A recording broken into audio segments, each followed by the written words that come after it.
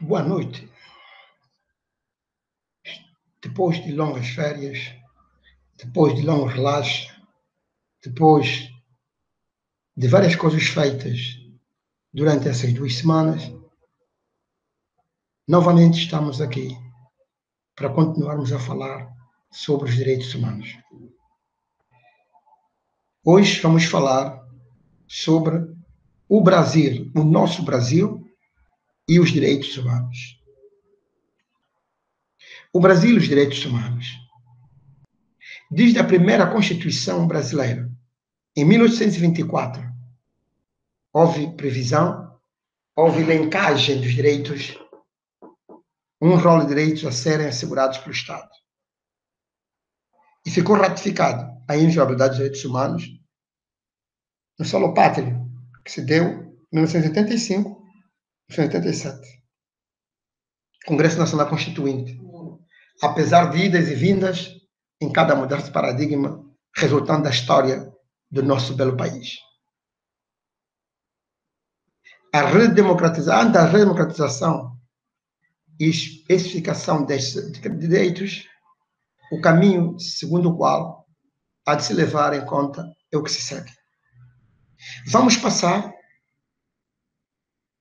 pela história constitucional ou por uma historicidade das constituições que decorreram ao longo dos tempos, ao longo de 1824 até 1988. A Constituição, a Constituição Federal de 1824 contém a previsão constitucional de um rol de direitos. A inviolabilidade dos direitos civis e políticos, tendo como base a liberdade, a segurança individual e a propriedade. Todavia, esta Constituição escondia a real situação do Império, pois havia a degradação do homem, a situação decadente do ser humano, que era a escravidão. E o voto era censitário. Estamos a falar de um voto seletivo.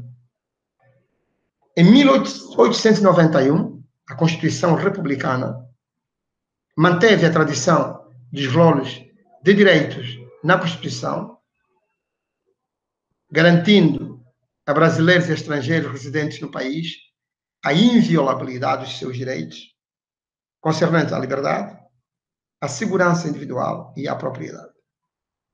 E também estabeleceu uma possibilidade de novos direitos e clarificou as garantias e direitos expressos na Constituição não iriam excluir, não seriam excludentes outras garantias e direitos não enunciados na Constituição. Em 1934, a Constituição Federal de 1934, também seguiu os traços característicos da anterior Constituição, colocando no texto constitucional os direitos já invocados, clarificou os direitos civis e políticos e inovou a Constituição com direitos sociais, como direitos trabalhistas, e não excluiu os direitos resultantes do regime e dos princípios que a Constituição adotou.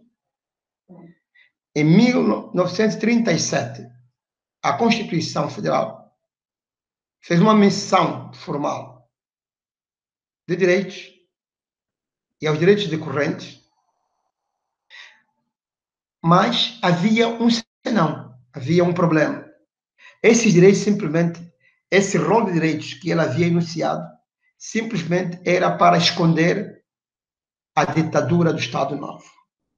Pois esse texto deixava claro a prevalência absoluta do Estado sobre os direitos humanos. Ou seja, os direitos humanos eram submissos ao Estado. Quando quisesse pisotear, pisoteavam os direitos.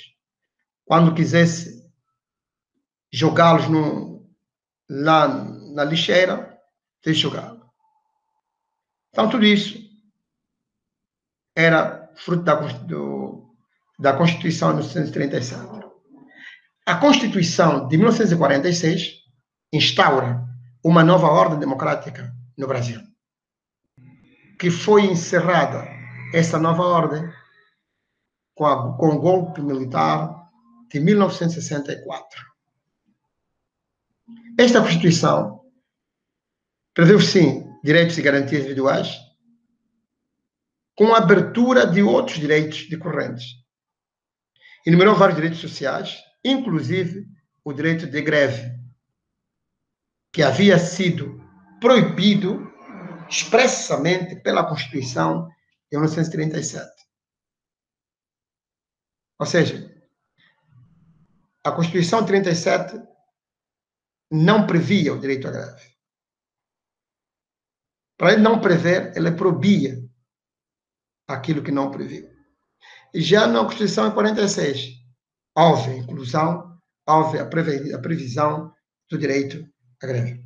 Em 1967, a Constituição, decorrente da ditadura militar, estabeleceu formalmente um grupo de direitos e garantias individuais, fazendo remissão a outros direitos decorrentes do regime e dos princípios constitucionais.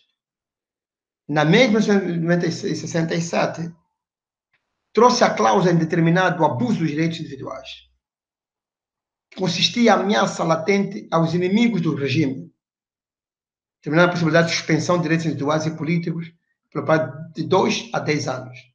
A emenda número 1 de 1969 manteve a mesma situação da lei da Constituição de 67. Chegados à Constituição de 1988, que atualmente vigora, com a redemocratização do país, houve uma forte inserção de direitos e garantias no texto constitucional. Para além dessa inserção de direitos e garantias, também houve uma mudança no munus do Ministério Público, ao deixar de ser vinculado ao Poder Executivo, ganhando a sua autonomia, a sua independência e, fundamental, tendo a missão de defender os direitos humanos. E esta Constituição inovadora, esta Constituição redemocrática do país, essa Constituição que redemocratizou o país, também trouxe uma novidade: Defensoria Pública, como uma função essencial à justiça. É um órgão comprometido com a defesa dos direitos humanos e a aceitação da internacionalização dos direitos humanos, como os tratados internacionais e um tribunal de direitos humanos. As normas constitucionais sobre a formação e incorporação de tratados. A Constituição brasileira apresenta várias terminologias. Ele designa tratados como tratados internacionais, convenção internacional, atos internacionais, acordos internacionais e compromissos internacionais. Ou seja, apresenta uma variedade de terminologia. Tais termos são sinônimos para a Convenção de Viena sobre Direito dos Tratados, que define tratado como um acordo concluído por escrito entre os Estados, regido pelo direito internacional. A teoria da junção de vontades. Para que um tratado internacional seja formado, é necessário a conjugação da vontade do poder executivo e da vontade do poder legislativo. A União detém um papel dúplice no federalismo brasileiro. É um ente federado, de uma hierarquia com os demais entes, e ainda é este ente federado que representa o Estado Federal nas relações internacionais. Daí que a Constituição exigiu um procedimento complexo para a formação da vontade do Brasil no plano internacional, que tem de haver uma unidade, uma unicidade das vontades concordantes dos poderes executivo e do legislativo quanto aos tratados internacionais. Porque se o poder executivo tiver a vontade de o fazer e o legislativo não, o tratado não é recebido nesse nosso belo país. Daí a junção de vontades. Daí a teoria, junção de vontades. Bases constitucionais. O artigo 84, inciso 8º, estabelece competir ao Presidente da República receber, celebrar tratados, convenções e atos internacionais sujeitos a referendo do Congresso Nacional. E o artigo 49, inciso 1º, diz que é da competência exclusiva do Congresso Nacional resolver definitivamente sobre tratados, acordos, atos internacionais que acarretem encargos ou compromissos gravosos ao património nacional. Na formação questionada sobre a formação e incorporação dos tratados, também encontramos chamada hierarquia normativa ordinária ou comum dos tratados. Os dispositivos constitucionais, como é utilizados para esclarecer o tema da hierarquia dos tratados, ante a ausência de dispositivo expresso sobre a questão, o artigo 102, inciso 3º, a linha B, diz: determina que cabe recurso extraordinário no caso de ter a decisão impugnada considerada inconstitucional, lei ou tratado. Assim considera que o Estatuto dos Tratados é infraconstitucional, pois permite o seu controle de constitucionalidade. O artigo 105,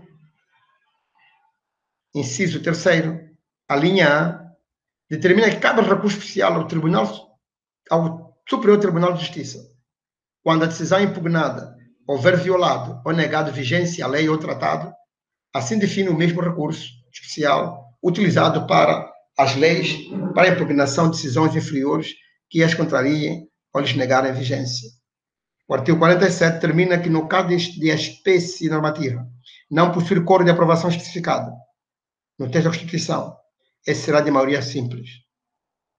Assim, dá tratamento igual a tratados e leis. O coro de aprovação, quer de leis, quer dos tratados, é da maioria simples. É aqui onde existe uma hierarquia normativa ordinária ou comum dos tratados. Nesse sentido, analisando os referidos dispositivos em conjunto, o Supremo Tribunal Federal concluiu que os tratados internacionais incorporados, em geral, possuem o estatuto normativo interno equivalente ao da lei ordinária. Ou seja, o estatuto dos tratados devem ser sancionados pela Constituição e detêm um estatuto equivalente ao da lei ordinária federal. Antes da Constituição, a evolução da jurisprudência. Antes da Constituição de 88, Re. 80.004 de 77, estabelecia um estatuto equivalente à lei ordinária. O estatuto equivalente à lei ordinária foi consagrado. Após a Constituição de 88, houve um precedente sobre a hierarquia comum dos tratados internacionais. Na ação direta de inconstitucionalidade, MC 1480. O STF conceituou.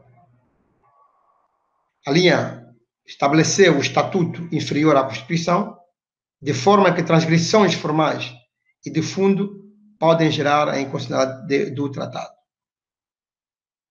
Consagrou o estatuto do tratado como equivalente à lei ordinária. As soluções de conflitos entre lei e tratado se dão por meio dos critérios cronológico e de especialidade, mas não pelo critério hierárquico. Ou seja, entre a lei e o tratado não há hierarquia, mas há diarquia. Desse modo, a paridade normativa entre tratados em geral e leis ordinárias impõe a submissão do tratado internacional ao texto constitucional. A utilização do critério cronológico ou da especialidade na avaliação do conflito entre tratado e lei. A suspensão de eficácia do texto do tratado e não sua revogação pela lei posterior contrária. Muito obrigado. qualquer dúvida, qualquer inquietação, agradecia que me enviassem as vossas inquietações para poder dissipar as vossas dúvidas. Muito obrigado. Até a próxima aula.